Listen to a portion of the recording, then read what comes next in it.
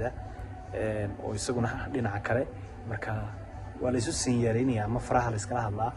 inta la haysata ama hore looga duubay idaacad booqatay faraha lagu hadlaa cidna ma hadlayso calaamadaha jira oo sidaas iyo magacaasa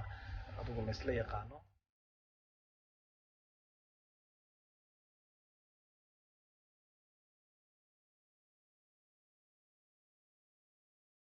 haddii aynu dib u milicsano taariikhda Radio Hargeysa 1943 ayaa boqortooyada Ingiriisku ay ka hirgelisay magaalada Hargeysa si rasmi ah iyadoo oo markii ugu horeysay loo yaqaanay Radio Kudu ama radioga goodirka markii dambana magacaasi loo bedelay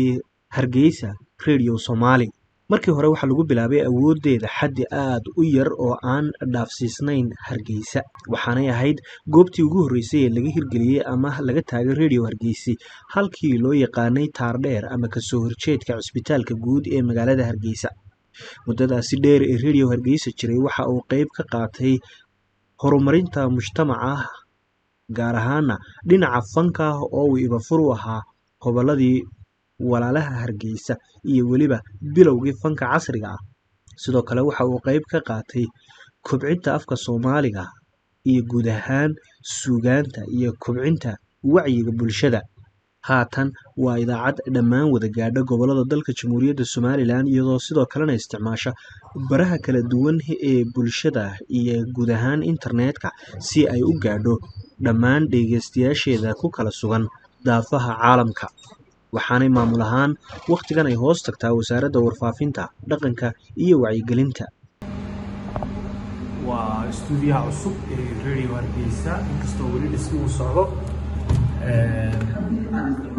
دروس عاو فرسمته ku jira waa qaybta hore wadin operatorka oo ah halka laga wado baahinta kala duwan kana ay fadhiistaa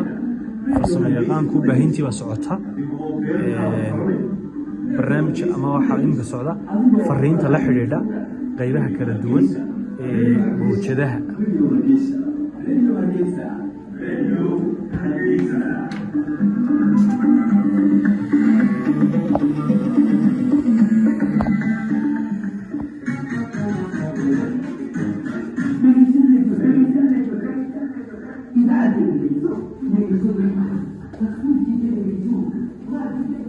ولي اسمها سندين شيء صعبة نلقاها حركة إنسان shaqadiiba laakiin lagu bilaabay stuudiyihii qaybaha kala duwan ee baahinteena walaasaan sidoo qurux badan yahay sida loo decorate gareeyay halkan waa halka laga hadlo inantaas ku jirta caaw baahinta oo lagu magacaabo Maariya Suudaan ma sha Allah aad buu qurux badan yahay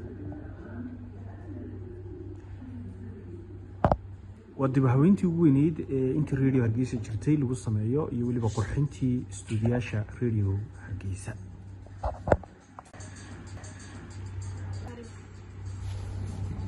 وتهدي استيان هات اللي كسر دوادة برنامجكي وعدين هذا برادستون وحنا يوسف شيء من ياس كريا حمد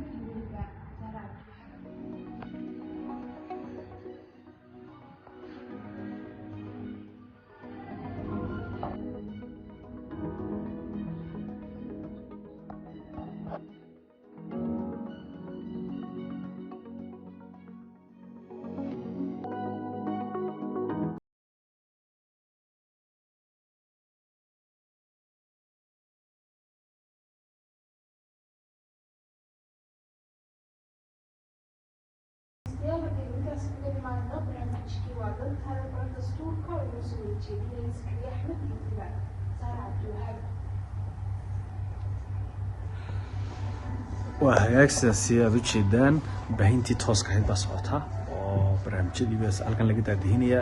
halkaas oo qolkan soo dhaafnay muraayadaad ka dhaxarki kartaan operatorkii ama farsamo yaqaankii ku jiray waxaan filayaa inaad ka dhaxarkaysaan halkaasi muraayada dhexdeeda oo isaguna dhinaca kale marka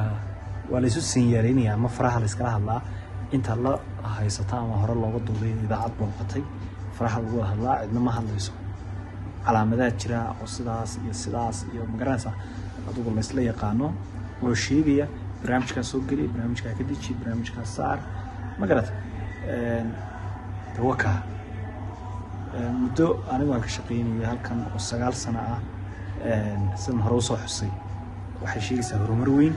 iyo waliba dadaal in markan la geliyay oo maadaama in badan idaacadda standardkeeda dhinaca stuudiyaashu uu hooseeyay haatan kor loo soo qaaday